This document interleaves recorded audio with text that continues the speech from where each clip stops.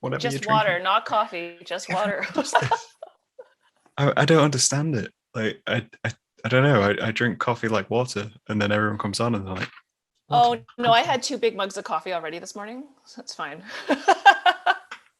No such thing as too much coffee.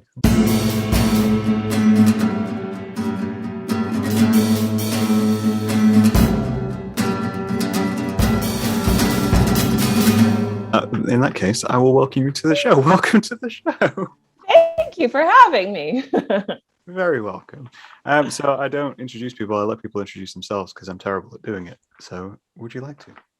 Sure. My name is Jen Sookfong Lee. I'm an author. I write fiction. I write children's literature. I write poetry and creative nonfiction for adults also. I'm also an editor where I get to acquire and edit books for ECW Press here in Canada. And I have a podcast called Can't Lit, which is a little pun on Can Lit, which is what we call Canadian literature here in the snowy north. Nice. And yeah, that's what I do. I do a lot of different things. You do a lot of different things. Yeah. I noticed this. I think that's what attracted me to getting you on the show. Was to tell you the basic story of how I discovered you was via Twitter. Oh no. You know, which is the best place to discover honest opinions, I found. And then that led me to finding your books, and I think I noticed that you tend to cover a lot of different topics. I have a very magpie brain. I am attracted to things that are shiny and bright for a few minutes, and then I move on. I'm sure there are names for this condition, more clinical ones, but I don't know what they are. We don't need to be defined, but things are better when they're abstract. When we don't know how they work, they're more magical. Yes, that's the way to think of it. But yeah, I mean, you've written stories, you've written poetry. You just dive into everything. Which is...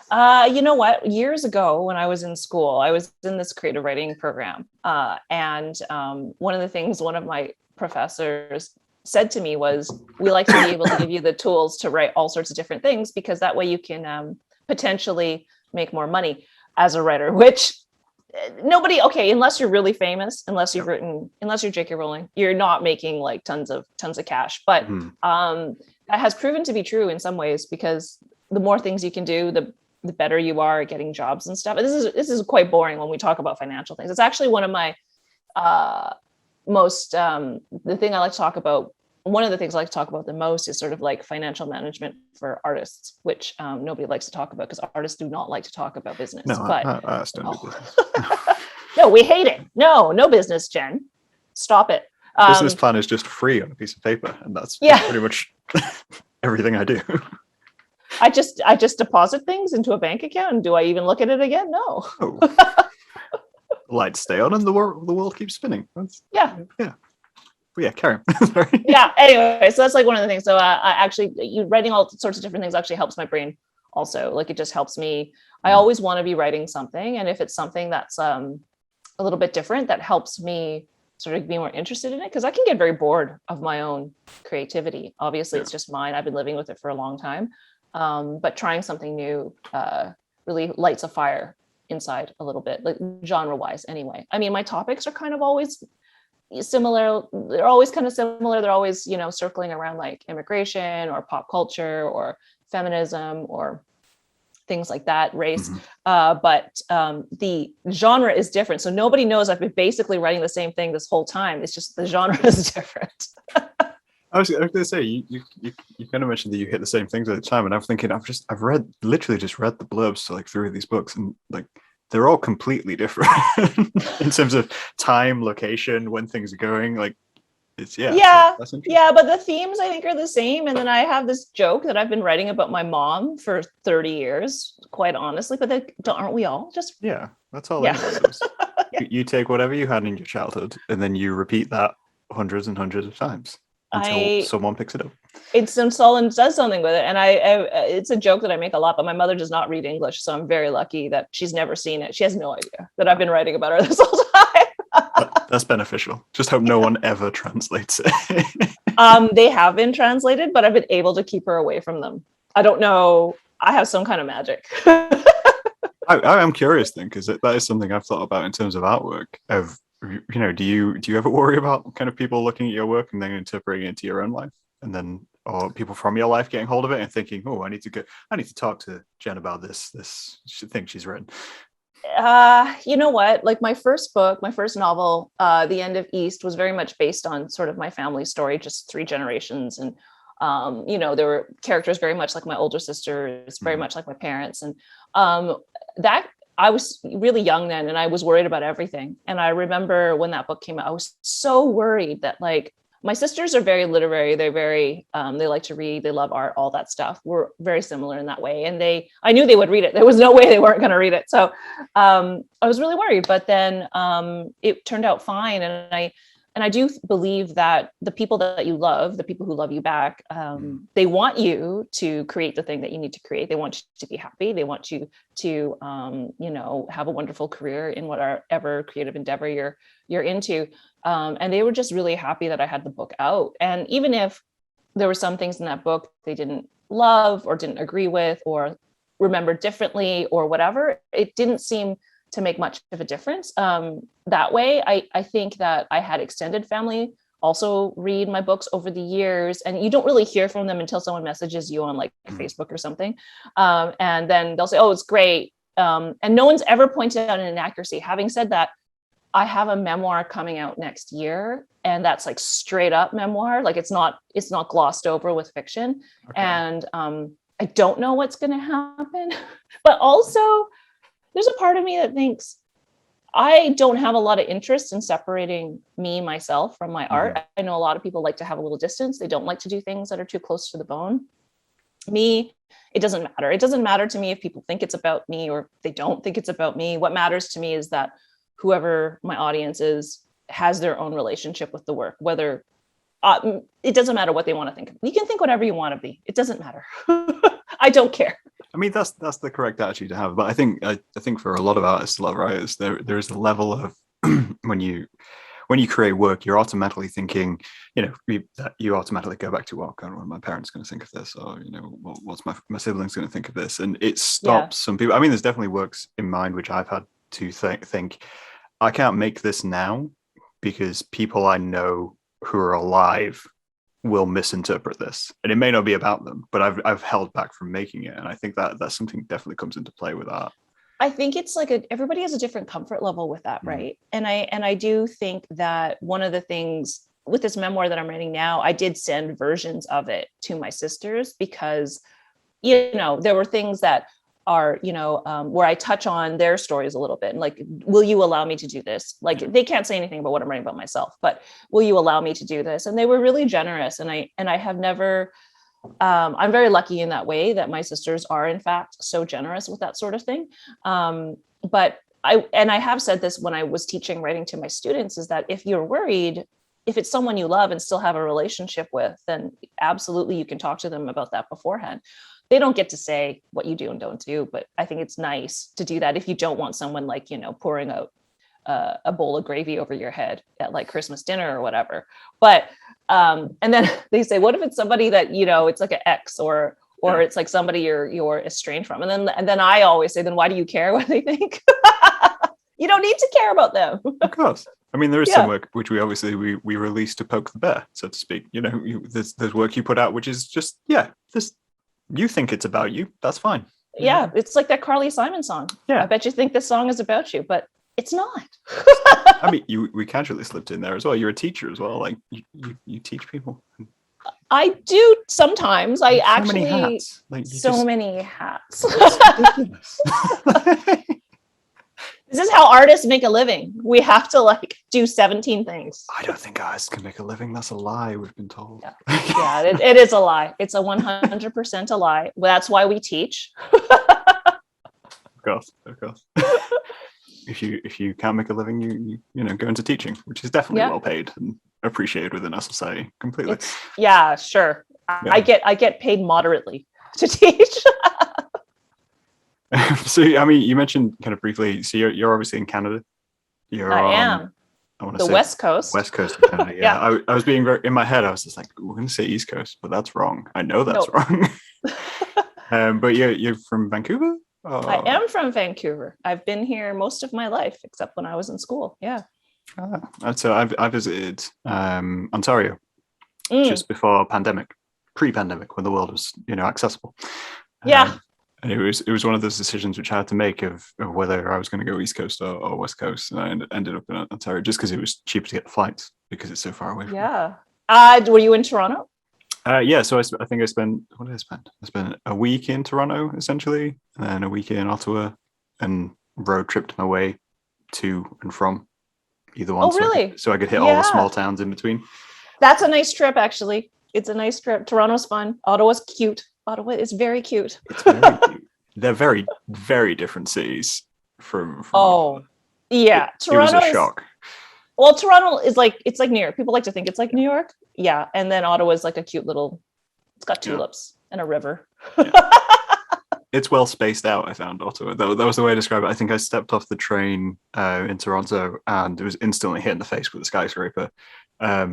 And was just like, wow, so this is busy. And I'd been Hmm. in Ottawa the week prior, and I was like, no, this is nice, relax. The roads are open. There's barely anybody here. And then I realized I was around government buildings, Yeah. and that's why there was nobody there. I don't know. I love, I've been throughout all of Canada, mostly except up north, like way up north. Yeah. Is there And anything way up? Is there much up there? I there's assumed it gets too cold. there's polar bears up there. No, yeah, no, there actually, we have like really interesting and like dynamic indigenous communities up north also, and a couple of cities. And there's stuff, lots of, actually there's a lot of really interesting art coming out of there, music, and like visual art and stuff. So yeah, it's pretty cool. I guess that was kind of what I was leaning into then, in terms of being from the West Coast. Do you find it greatly differs in terms of what gets produced coast to coast or area to area around Canada? Or? Yeah, like, so the thing about Canada is we have like a really big inferiority complex when it comes to like cultural production, because we always, so much of the media we get is American, like almost Right. all of it. Yeah. And so people who are not from the United States or from Canada, they ask me what Vancouver's like and what Toronto is like. They rarely ask about other cities. And so Toronto thinks of itself as New York City. Vancouver thinks of itself as Los Angeles. So in Vancouver, it's there's a lot of film and TV production here, so that's part of the Los Angeles thing. People here are very into fitness, which is very much like a Los Angeles thing. Yep. Yeah, everyone here, people in Vancouver love to hike, they love all that sort of thing. But what I find really interesting about the West Coast here is that our city has a huge gap between the mega rich and the very poor, and Right. that's one of the hallmarks of Vancouver. And I think that we also have, I describe it as relentlessly diverse communities here. Toronto's like that too, actually. Both cities are like that. And I find it in Vancouver anyway. All of my books are set in Vancouver, and one of the things that I'm really interested in is in like the collisions of communities, whether that's class, race, background of any kind, just sexuality, gender, all of those things. And because they're all here, and you constantly having these people who are so different rubbing up against each other in these spaces, right? And most of my books are set in a neighborhood here called the Downtown East Side, which is encompasses Chinatown, and is often in the media called the poorest neighborhood in Canada. Right. But we also have like mega million billionaire people here too, like the Bezos type people also live here. There's a lot of tech, a lot of that kind of thing. And it's just, I always feel like the people who are really poor and don't have access to things like hiking, because you need a car to get to the mountain to do the hiking, are the ones that we often forget about, when we forget that they have lives and stories, and that they fall in love, and they also experience grief and joy. So that's always been my interest, and that's why I've stayed here even this long. Like, I've lived in other places briefly, and I'm like, maybe I could try this place or this place, and then I'm always back here because there's always something else that's not always pretty, often not, but that attracts me, that stuff that is a little bit ugly and a little bit that needs to be, I think, talked about more than we do. Definitely. I think that, I completely agree. I think that's an important role of someone who does write or create in any way, shape, or form, is that you do look, and you try and look between the big buildings, as they say, and say, well, what's going on there down here, and what can we talk about? And yeah, we're just like Vancouver's covered in glass towers, like glass condo skyscrapers. Like it's silly. It's just silly. It seems like it always seems like madness to me because I'm on the east coast of the UK. I'm in a city, but we're a very small city. So it's Lincoln, and Lincoln is it has a cathedral. Yep. And that's about it in terms of what makes it a city. So we don't have skyscrapers and we don't have any of that. We're essentially a town which got too big at one point and had the cathedral. So they declared us a city. And we have a university and stuff like that. So whenever I visit other cities, like I go down to London and I'm like, oh, this is what cities are meant to look like. Oh, it's my sister, by the way, lives in Nottingham. Oh, really? Yes, she does. She teaches at the university. Also not a huge city. You see? Yeah. No, it's what I would call human scale. And right. And then so there are parts of Vancouver where I think about the parts of Vancouver I think about most are all human scale. There are no towers. They're older buildings, 5 stories at most, maybe. Yeah. And that I think we forget. We often forget about that human scale stuff when we live in the big cities. And I think, all of that really, if I can see the windows and see the people in them from the sidewalk, that's where my interest is, all of that stuff. And that's definitely not weird, just looking at windows from the sidewalk. Oh, I'm a writer. All I do is stare at people. Like if you see me on like a bus or a train, all I'm doing is staring at other people. Thank God we have masks, that we're wearing masks all the time. Nobody knows what I'm doing. I feel like I've gone into a very bad habit with my mask because I talk to myself a lot at home anyway when I'm just walking around. I'll say things to myself, and I've started doing it more and more in supermarkets, just mouthing things to myself. And I'll be walking around, and I'm really worried that when the mask whole situation improves and I can kind of go out without, I'm just going to be walking around just okay, but I think everyone's doing that. I don't think it's just you. And the other day I was walking my dog, and I was literally like talking to myself, which I often do. Like I'm trying to like sort through the day, and I was talking to me, and usually there's no one around. And then someone walks past me, and I'm like, oh no, what do you think of me? I always defend it with something my grandma always used to say, which was you ask yourself the question because you get a better answer. It's like you get the answer you want. So I'm like, I'm just discussing it with myself. I'm just not able to process it in my head at this point. Okay, but here's a question for you. When you're talking to yourself, do you make like appropriate facial expressions and gestures also? Oh, definitely. And I respond to myself with the appropriate facial expressions. So if I ask myself something stupid, I'll be looking at myself in my head going, why did you ask that, Graham? Like, what? It must be a nightmare to stand around me at times. I asked that because I think it's the facial expressions that turn people off. I don't think it's the actual words. Don't think it's us actually. I think it's when we make the appropriate facial expressions. I think we're very off our rockers. It's got a vision of me in a supermarket, very angry at milk, where I'm just having a conversation in my head. It's like, that guy's really angry about the milk for some reason. Just like, no. I was trying to figure out something else. Stay away from that milk guy. Stay away from him. Never go near the milk guy. Milkman would probably be better. Milkman seems like a superhero name, but Milk Guy sounds, I don't know, like a children's cartoon.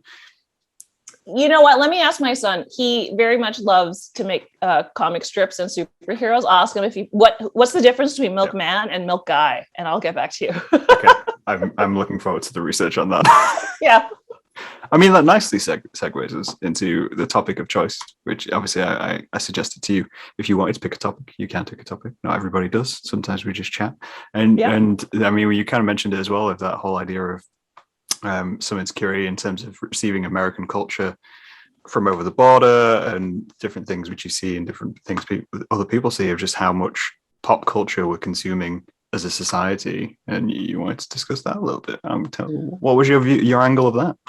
I have this thing about pop culture. Like, so when I was growing up, my family loves just stuff like cultural stuff. And when we were growing up, my parents, of course, were immigrants, and they didn't have a lot of access to like what we would call high culture, I say with quotes. And so the culture that we were consuming was always very popular, mainstream things, television, whatever was in, the newspapers and the magazines, and like things like really silly romance novels. And, and my dad loved Tina Turner. He, in fact, named my sister Tina. because he loved Tina Turner so much. He loved Chuck Berry. There was a bunch of stuff that he really enjoyed. My mom loved like canto pop from Hong Kong, and there was all this stuff. And when I started going to school, like university, I realized that my sort of background was not like a lot of other people in, English literature or creative writing, which is that their parents were the type of parents who maybe taught at a university, or maybe lawyers. They listened to CBC radio all day long, like the educational CBC radio, not unlike your BBC, and listened to classical music, and like took their kids to plays and all that. That wasn't happening in my life. And then I got this really weird sort of like inferiority complex. Like I had to catch up. Like I had to somehow catch up because I didn't have that. Yeah. And then at some point, I guess not until recently, like I'm 45 now, so probably into my 40s, I realized that background that I had in different kinds of cultural production was just as interesting and valid and educational as anything else. But it took me that long to figure that out, right? And it took me like, 20 years in a cultural industry to figure that out, after I'd spent so much time catching up, Graham, so much time, so many books read, so many Shakespeare plays. Like, I mean, really, which by the way, I love a Shakespearean play. And my son actually recently was asking me about Shakespeare and all this stuff, and he's like, have you read all of them? And I'm like, possibly. I wouldn't recommend reading all of them. I think I had to for school, but I think I'm pretty sure I read them all. Anyway, so for me, really sort of reclaiming that pop culture background is really important for me, and then also using it, because I think there's a thing, we all have things that we're fans of, whatever it is. It could be anything. And I think our relationship with the thing that we love the most, the pop culture product, as it were, that we love the most, says a lot about who we are and our relationship with the world. And I think is a really useful and interesting tool to figure out like what we love, who we are, who we want to be. Even a lot of it is like aspirational. So it's a funny, like, I think it says so much, and it can be, and I think we don't spend enough time giving sort of like intellectual weight to the things that we just love, even if they're silly. Like I just had a conversation with somebody yesterday about Metallica for like an hour.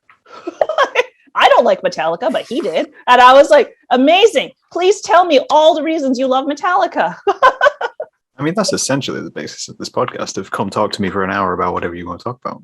Yeah. But no, I completely agree. It's something which I think I've had conversations with various people over the years of just, especially, I completely relate to the idea of getting a little bit of it, like kind of imposter syndrome of when you start into education and you start going to learn these things, and you find that all the other people are, they have these niche interests which apparently have been handed down from somewhere. I mean, I went to university to study film and photography. As soon as I got there, everyone already had a favorite photographer and filmmaker. And I'm sat there going, well, I watched the video of Stop Motion from Sledgehammer, the song, and I thought, I want to make movies. And there was this whole conversation, like, oh no, you like art house cinema. And I'm like, I need to do more research on this. I really do. And then spend years just trying to live up to that. And I think it's interesting to hear kind of like come full circle in terms of your interests and wanting to get back into that again, because I think a lot of people do that. I think a lot of people dive into trying to do something in the industry, trying to fit in one way or shape or form, and then rediscover what they initially liked. It's so hilarious to me because I wrote a bunch of stuff about like the things that I really cared about when I was younger. And I wrote about Anne of Green Gables, the famous Canadian children's book. And then also I wrote about Princess Diana, actually, for your UK listeners. It was a funny, I love that. I love that essay because literally I say in it, why would I even care? Like, I'm a Chinese Canadian girl on the other side of the world. Why did I care about Princess Diana at all? Right. And so that's the whole thing. But like, I remember I wrote one essay about Dead Poets Society, starring Ethan Hawke and all those guys. And I spent a lot of soul searching. Dead Poets Society doesn't particularly age well. Just spoiler, doesn't age all that well. If you watch it again, you're like, that guy's a stalker. Like there's a lot in there that we didn't notice in the 90s. But I got to meet Ethan Hawke on Zoom. I got to do an event with him on Zoom, Oh right? wow, okay. So this was so full Did you circle. grill him on Dead Post Society? No, I didn't, because I was in love with him at 13, 14 years old, right? Nice, Ethan He's Hawke. not, of course, and he's not much older than I am, 5 years maybe. Right. And he came into the Zoom like waiting room, and he was so nice. Like I was like, oh my God, am I falling in love with him all over again? Like he's so charming, and he like learns everyone's name, and he gets there on time, and he does his tech check, and he's very professional, but he's also just lovely. And then finally I did say to him, I've been your biggest fan since 1991. And he said, really? He said, well, what an honor to meet you. And I'm like, oh my God, does he say this to everybody? Like, I'm like, oh. And then I told him I'd written about Dead Poet Society, and he said, you can ask me anything you want.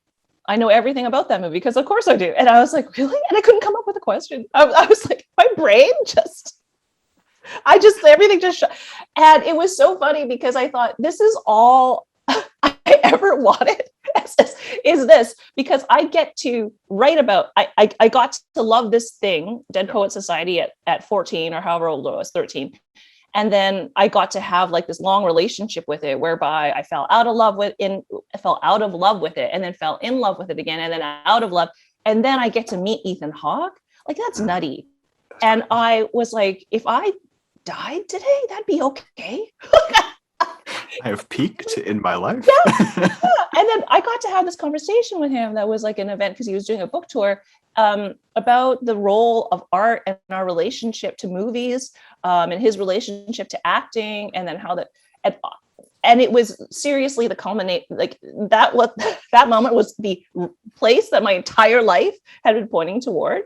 And I don't know, I'll tell you one like silly thing about that particular event that has nothing to do with what I'm talking about, but it was very full. There were 400 people on this Zoom situation, and I could see them, some of them, like, right. I couldn't see all of them, but I could see a lot of them. And I kept my eye on them a little bit, just so that I could, because I was his host and I was supposed to like, right. Moderate, whatever. There was one woman, she came in wearing like a V-neck, like a regular V-neck sweater, and her hair was all done. She's full makeup. And I'm like, right. Oh, she's shooting her shot. She's the only time she'll get to meet Ethan Hawke. And as the 2 hours ticked by, she would pull down her sweater a little more, and then a little more. And then basically by the end, it looked like she wasn't wearing a sweater at all. Like, it's just shoulders. And I was like, oh my gosh. And she was like leaning into her webcam and like with the eyes. And I thought, oh, wow. He couldn't see her, I don't think. But I was like, this is the funniest. And I'm like, you know what? This is the only time you'll ever meet him. Go for it. Yeah. I feel you. it's reminding me. I think I saw a post on Twitter ages ago about someone who was saying they got to meet like a singer when they were a kid. And like they went to see. I can't remember who it was. I'm going to use Hanson as the example, because they're all, for some reason, the only popular band I can think of right now. And they were like, oh no, so we were kids and we got to meet Hanson, and I was obsessed with the idea that I could fall in love with him and he would fall in love with me, despite the fact that I was like a 9-year-old, and this is what I wore, and they posted their picture. So I'm like, I don't know where in our brains it goes, okay, I'm going to meet the person of my dreams and they're going to love me. Doesn't matter.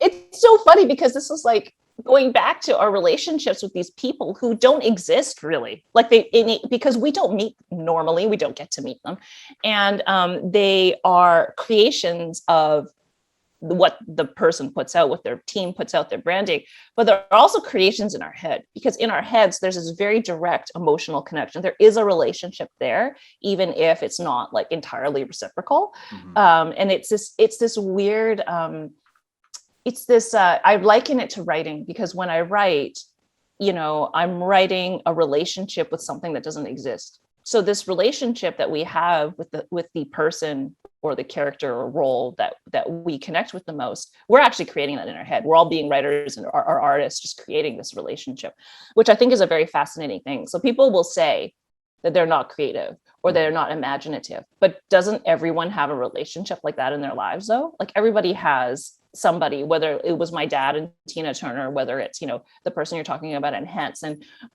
it doesn't matter, right? So then when we meet them, it's a continuation of the imaginary relationship, which is kind of psychotic, but like also because for the other person, for the real Ethan Hawke or the real Hanson, it feels psychotic. Yeah. But for the fan, it makes total and complete sense, right? Definitely. There's a moment I feel like when you are in one of those situations where your brain has to readjust for all the extra information you're about to get, because like you say, you generate a picture of someone and how they're going to react, how they're going to talk, how they're going to speak, especially when you read something. I always have a saying in my head, it was like, I don't know what I would say if I met the people who make the things I love. And to that point, I will avoid meeting them because I don't know what I want to say. Like, I don't want to be in that awkward situation. But who is it for you? I want to know, who is it for you? I think from just off the top of my head, one of the who's still living is Chuck Palahniuk, who. Oh yeah. Yeah. So I've read most of Chuck Palahniuk's catalog, and he's one of those writers, and I'm just like, yeah, I love his books, everything about them. The themes, the sayings, everything, and I would love to meet him, and I can picture in my head. I've watched interviews with him, and I'm just like, I don't really know what I'd actually say to him.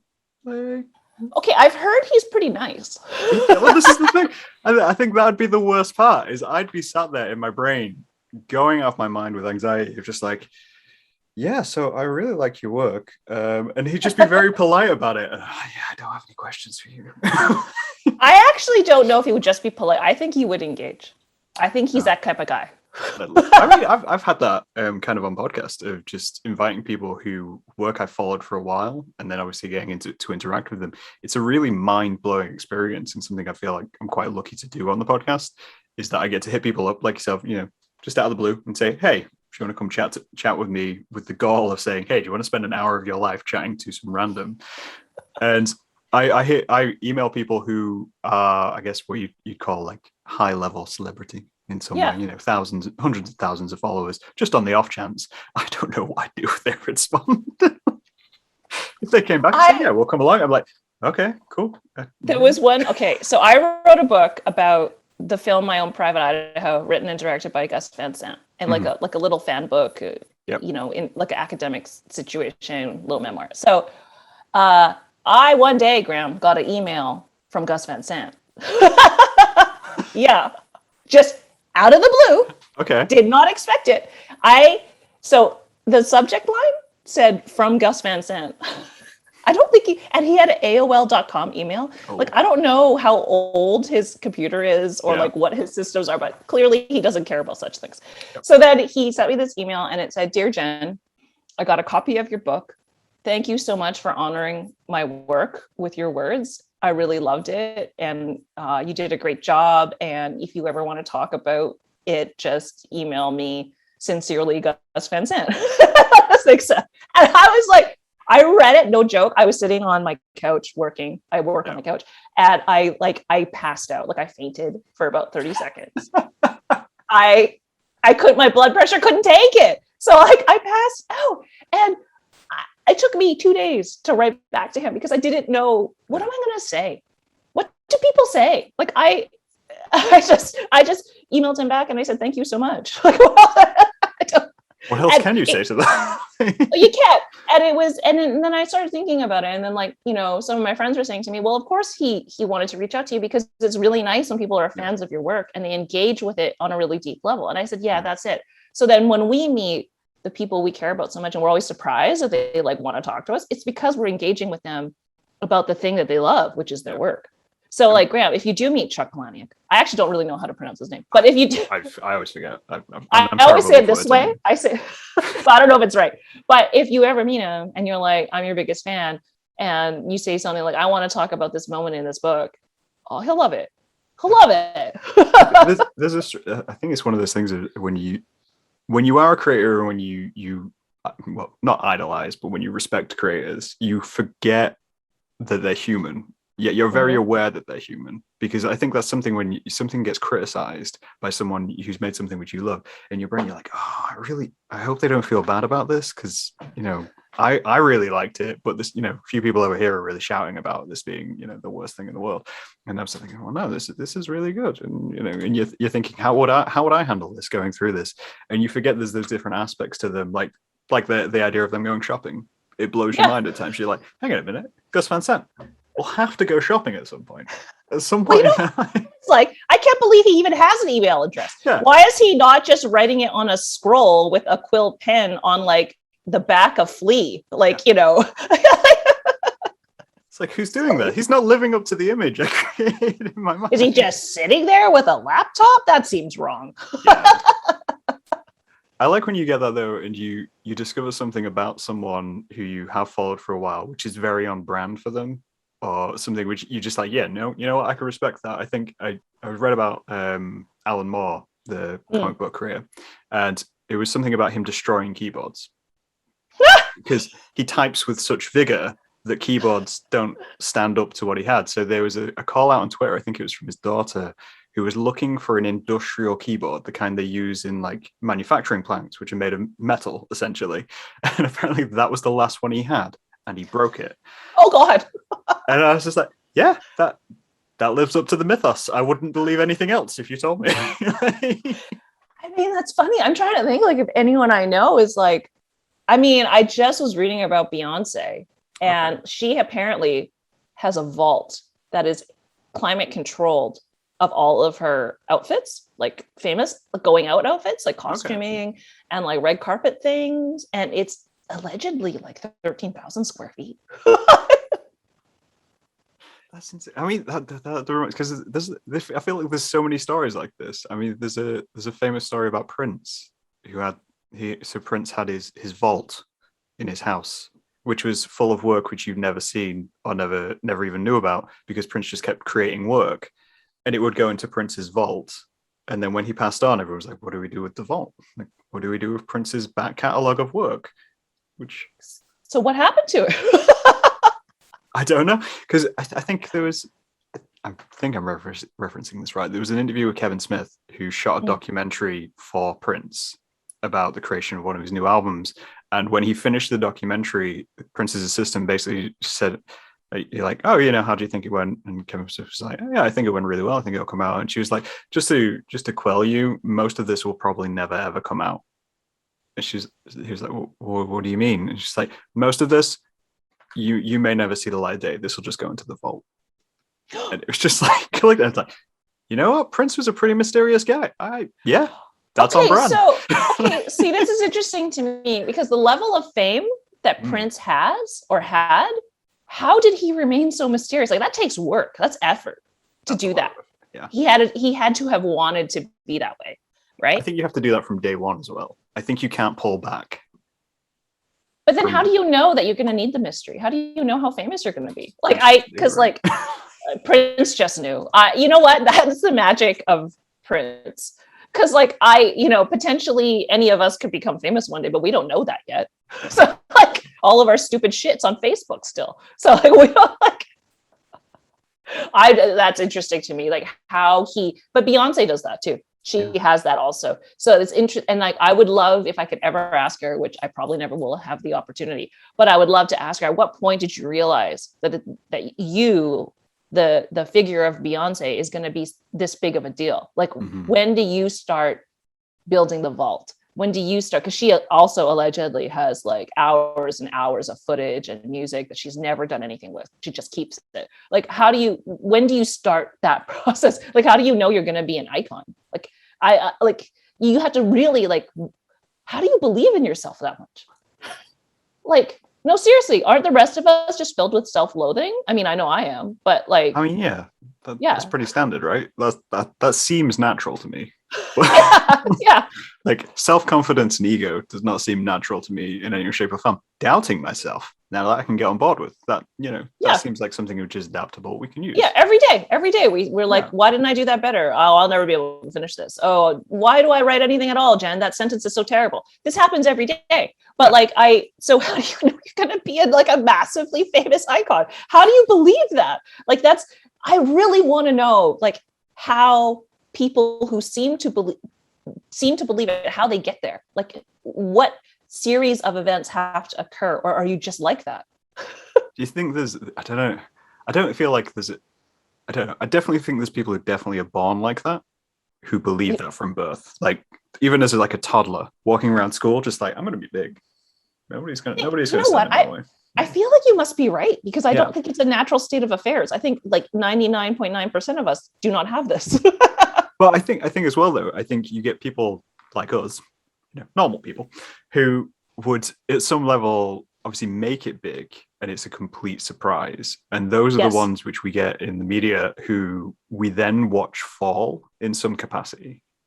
And we kind of look at it, and we think of it from the outside of like, oh well, no, they were aiming for this. This is what they're aiming for. I think Billie Eilish is probably a great example of that, of someone who went huge very quickly, but is a very private person, and didn't have a choice about being thrown out there so much, and just had to pull back a bit. And it was like, okay. So do you think she's got a bit of Prince and Beyonce, or the opposite? I think she's probably adapted more Prince and Beyonce as she went bigger. Yeah. Okay. Because I think a lot about I've been thinking a lot about Olivia Rodrigo in particular, because she's taken this 90s Alanis Morissette kind of look and sound and sort of like persona. And of course, obviously the 90s are like my main area of specialty in life in general. And so I think about her a lot, and I think about the ways in which her trajectory has gone. And it's been very fast. It appears to be very fast. I know she was like a child actor and stuff, but whatever. I mean, it appears to have gone very fast, and she appears to not have a barrier between herself and her audience. Yeah. And then therefore, is she going to be one of the people who crashes? Not that I wish it for her, but there's a part of me that wonders, because then I think I would liken her to perhaps maybe like a little bit older than her, like a Demi Lovato, who definitely has had her moments of crashing and rock bottoms. So it's interesting, because there does not appear to be any sort of filter between her and her audience, and that worries me. Well, that's what concerns me about when we go on about social media, and you think of like young TikTok stars or young Instagram stars, and they're people who I think they have an idea in their mind that they have to be 100% connected to an audience, because they're not necessarily producing work, so to speak. They have nothing to distance themselves with. They essentially are putting themselves out there as, I'm the icon, I'm the brand, and I'm doing this, so I want to be 100% with my fans. And they end up putting all of their life online, and so then they struggle to call back, as it were. Because it's interesting to me about, like, with social media, you get that instant gratification of the likes and the comments and the stuff, the good comments, and it's very instant, and it's very like you getting feedback from your fans. Yeah. So if you're somebody like a Beyonce, though, who is rarely on social media, and she mostly the relationship people have with their work is her actual work, like the albums or the singles, or her clothing line or whatever. But so you have to learn to get your gratification. You have to learn to delay it if you're doing what Beyonce is doing, or even Adele for that matter. Yeah. Like there's like, she's not totally involved all the time either. So that takes, again, a huge belief in the power of your work, though, if you're not getting those small hits from your Instagram likes all the time. And I am like I said, it takes a very strong person to wait 5 years for your album to come out, right? Yeah. So like, which Adele has done, as we see, and she's like, what did she say in the interview? I'm ready to be famous again. And I'm like, oh, it's just a choice now for Adele. She just steps out of the house, and you're like, I'm going to be famous today. See, I get the feeling about Adele, though. So this is my thing about Adele is that she says she loves to go grocery shopping. I just watched the interview with her. Loves to go grocery shopping. And but she says she doesn't even really do that anymore, because it's impossible for her to go grocery shopping and not be recognized. I said, even with no makeup on and like wearing a pair of sweatpants, but I guess she is that famous. Everyone knows what she looks like literally everyone. Yeah. It's fascinating. That's why I always like the idea, and I think I've said this before, that's why I like producing objects, so to speak, like paintings, illustrations, and stuff like that, because it's very rare people see you. They see your work. So it means that at any point you can wander into a store and you've got some level of like undercoverness that no one would recognize you. I got terrified because my podcast was quite small. Someone recognized me from the podcast whilst I was out drinking once. And they came over to me and was like, you're Graham. And I was like, yes. How do you know? At this point, I was way gone drunk as well, and I did not know what to do with the situation. He was just like, yeah, I really enjoyed your show. I was like, I don't know how to deal with this situation as much as I wouldn't know how to deal with being Chuck Palahniuk. Okay, I gotta go to the washroom now and shut the door and be alone for 15 minutes because you're freaking me out. Yeah. So the thing about being an author is nobody ever recognizes my face, rarely, because no one's walking around with a copy of my book with my author photo on it. Like nobody ever does. But one time I was at a doctor's appointment at like an OBGYN female doctor's appointment. So I am not looking dignified. I'm not in a dignified position. Mm-hmm. And the nurse is there and she says to me, "What do you do?" And I said, "Oh, I'm a writer." And then she went, "Wait, are you Jen Sookfong Lee?" And I'm like, "You're looking at my undercarriage and you're asking me." I was like, "Oh my gosh." And she's like, "I have all of your books at home and I listen to your podcast." I'm like, "No." You want to hand me a pen and I'll autograph something whilst I'm laying here? Like, please don't tell anyone this is how you met me. Just say you saw me at the grocery store. Like, I can't. I do not like this. That's insane. And I'm like, no, because it's like a women's clinic, and like everyone who works at a women's clinic listens to CBC radio and podcasts and read books. Like, I get it. Awesome. It was my target audience; they're all women. But I was like, no, it's like my worst nightmare. And I told my friend this, who's a doctor, and she said she should have just not said anything. Yeah. I'm like, I know. That would have been the professional thing to do. But at the time, she was obviously having a moment. She was having the moment we have of like, I don't know what to say to this person. I'm currently inspecting them. Yes, please don't tell anyone about my medical issues, please. Like, that's insane. Yeah. What I find interesting though is like, obviously we just sat for 40 minutes or so, and we've thrown out every pop culture reference under the sun when it comes to music. Have we now? Well, I mean, we've found common ground. There's been very few things which either one of us mentioned, which not like one of us hasn't seen. So we've been consuming the same culture throughout levels of different, countries and time periods and everything like that. And yet it is one of those things that, like you said at the beginning, that it's almost like a stigma around the things which we enjoy and the things which we consume to such a level where it's almost kind of gatekeeping things because you listen to these things or you do these things. And I find that fascinating that different societies and different kind of groups sit around and say, "Oh, well, they're into action movies. Well, they're not really a movie maker then, or they listen to Adele, so they can't be that good into music then." And you're like, that drives me crazy. Yeah. I hate that stuff. Like, and I was talking to my son about it because he said the other day, "You watch too many YouTube makeup tutorials," and I said, "Hey, you don't make fun of our interests. You don't do that." Everybody likes what they like. If it's not hurting anyone, leave it alone. And that was the stigma around those things. And I think, like, I remember when I was younger, like in the 90s, like if you were into a certain kind of music, if you were a woman and a woman of color at that, you were like a unicorn, or not even a unicorn. They would just talk down to you. Like if I was trying to engage with a certain type of dude about, like, I don't know, Rage Against the Machine or Jane's Addiction or the Jesus and Mary chain, like a very particular type of like fandom was attracted to those bands. Yeah. And they would just talk to me like I was dumb. and I found that, I think that might be the seeds of this whole gatekeeping rage that I have, like, because it was just all I wanted to do was listen to the music and talk to somebody else who also wanted to listen to the music. Like, I was not trying to, there are a lot of those sorts of gatekeepers now who, like, so for example, when they did the all-female cast of Ghostbusters, they had a massive tantrum because, it was not the Ghostbusters of their youth or whatever. So I was never like, if I love something. So what I think that what in that discussion about Ghostbusters, for example, what they're missing out on is that the people who made this all-female led Ghostbusters did that because they love it, not because they're trying to ruin it. And I think that there's that just drives me bananas. Like it makes me so angry because we all have different relationships with the thing. And in all situations, everybody is allowed to have a diversity of like opinion or affection or emotion about something. And, we often talk about diversity and inclusion often being about race or sexuality or gender, but we also need to talk about it in terms of like just diversity of like experience and background and what we bring to something.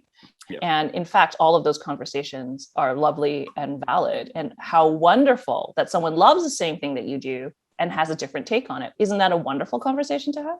Exactly. It's I Yeah. think it's one of those things that I've never understood I've never understood the term guilty pleasure, because Oh yeah. it's like I just don't understand it. And I have no filter when it comes to like films or music or anything. It's like I will watch and vulture on anything I'm interested in, and I will watch it full out and I will enjoy it. I watched Jack Frost the other night, and it's most people say it's a terrible film. And I'm like, no, this is a great film about a snowman.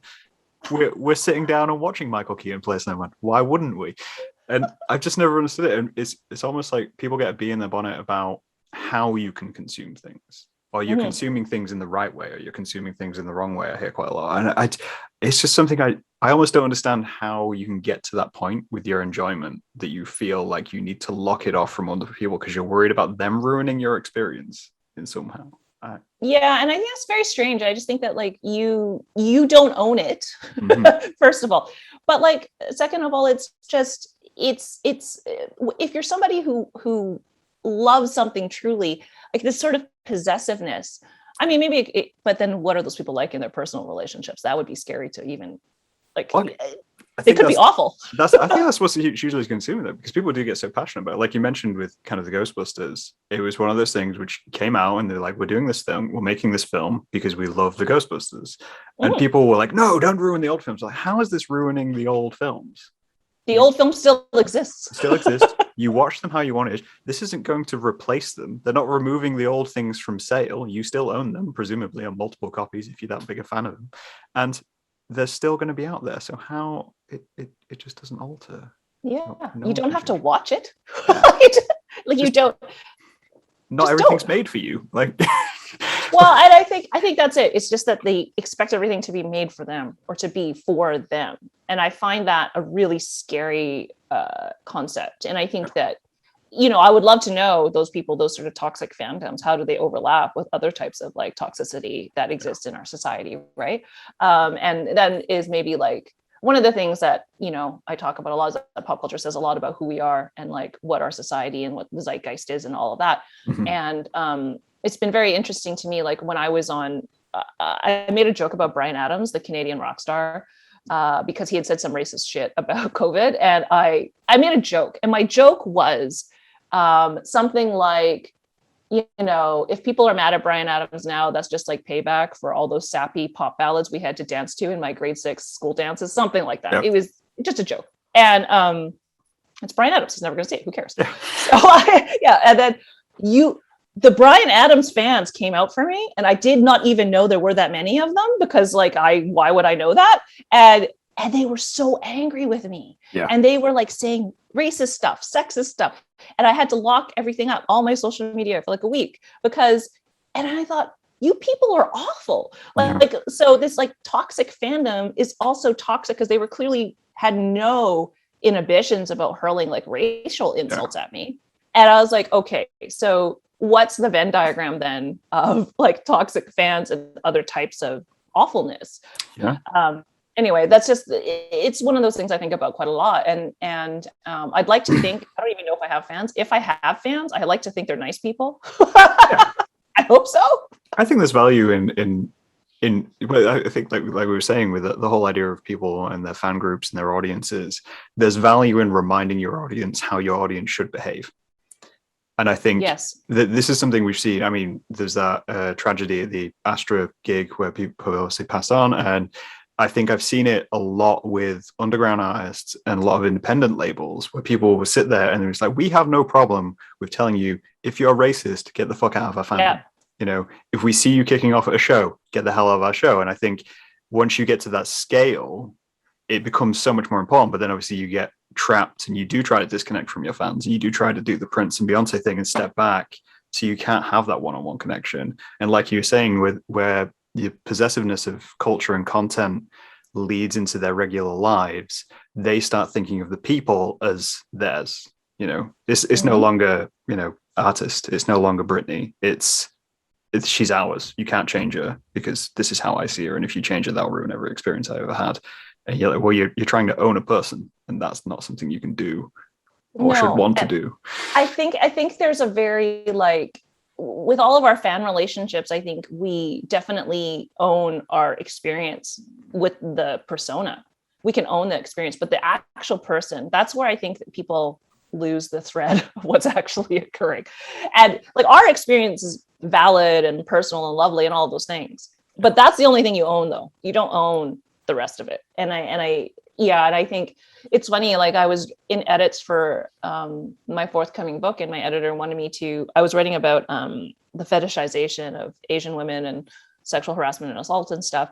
And she wanted me to explain a point about fetishization, which I thought was abundantly already clear. And then she said, I think a lot of readers won't get this. And I said, if the person who reads this doesn't get it, they shouldn't be reading my book. Like, right. I don't, that's just the bottom line. Like, if you don't, I don't want to explain it anymore. I already have, you don't like it. And if you're going to be that way, then I don't want you as a reader anyway, which is like a really, by the way, a very privileged way. You have to have a certain amount of power and like cultural currency to even say that. And I understand that. And I want to recognize that I have some privilege in that respect. And I think that for emerging artists, that's harder to do, because how do you say no to anything, like to anyone or anything who is interested in your work? So I don't know. What I would say to emerging artists: set your boundaries early and stick to them, and the audience will come. That's what I would say. I don't think that's bad advice. I think it's definitely something which I've looked at through my own career, of like what little career I have, of kind of looking at things and saying, okay, well, do I want to go down this line because it would make me more money, or I might be able to do this? And instead thinking, well, no, because it's insincere. It's not how I want to do things. It's not what I want people to take away from it. And if I do that, someone else might pick it up and misinterpret it. And that's not something which I want to have to deal with, 1,000 followers down the line or whatever, when you kind of think of it. So I think that, saying a clear boundary for yourself and what you want from an audience is great advice. Yeah. And I would say too that like we only run into these things as artists when we're thinking about making money. If the money doesn't come into play, we do whatever we want. We have whatever boundaries we want. But when it comes to like producing your art and getting paid for it, there will be times when you make a decision that doesn't adhere to your personal sort of code of ethics. And that happens to everybody at least once. And my advice for that is always to, when you're considering money-making ventures as an artist, is to consider what your code of ethics is first. And because it's always capitalism that mucks us up. I think there's a slight side note there. Like, obviously, a lot of people get a lot of grief for selling out, so to speak. And I think it's incorrect necessarily for us to give grief to people who do that, because we don't know their personal situations. No, you don't. And, if someone needs $1,000 and they're going to do something for $1,000, it's like, fair enough. You need that money, go do it. You be you. But remember that you're going to have to deal with the flack once you've done that. This might come back to haunt you. This might come change whatever situation you were in. And to kind of go back to the points we were making at the very beginning was you can't control your audience either. No. You can't tell who's going to get hold of it. It might be, me looking up Chip Palahniuk's home address and trying to hit him up, or you running into Ethan Hawke in the grocery store. So you don't know how they're going to react. So it's better to control your audience. It's better to police your audience in some way, that you sit down and go, okay, well, these people, if you're going to be here, you got to behave in the right way. And I think it's interesting, but I also think I would also say to emerging artists is that I don't want you to feel a lot of pressure about all of this either, because people change. No, people change, and your ideas change, and that's fine, and that's all good. But just it's a hard when you're producing stuff for like public consumption. There are all these considerations that don't occur if you're doing more of a private situation for a job. So. Think about it. Just think about it once in a while. It's all right. Think about it once in a while. We all make mistakes. We all have missteps. We all do something for money that, we didn't want to at some point. I'm sure I have at least a half a dozen I could tell you about right now. That's different episode of the podcast. What have you done for money that you're ashamed of now? Too many things. Yeah. Things I won't say on camera because it's incriminating. But I think that's a good point to round this out on. All right. We've had a long discussion. I'd like to say, it's been interesting kind of hearing different points on pop culture. And, it's a strange topic to cover at times because, like you say, everyone comes at it from a different angle. But it is a huge part of a society. So it should be something we discuss more in a critical sense, rather than just I'm consuming this and this is how I'm seeing the world. It's how we keep those brain cells active. or how we kill them in some other ways, depending on what we're consuming. Yeah. I mean, if you're watching a lot of Real Housewives, I don't know, that those brain cells might be gone. You might have to revive them. Go listen to some. No shade to the Real Housewives people. I know you love it. It's fine. It's just I don't know that it's good for you. That's all. Yeah, I'm not entirely too sure. But thank you for coming on, Jen. Thank you. It's been Thank lovely you to so speak much, to you. Graham. And we will talk to these guys later. We'll call it that.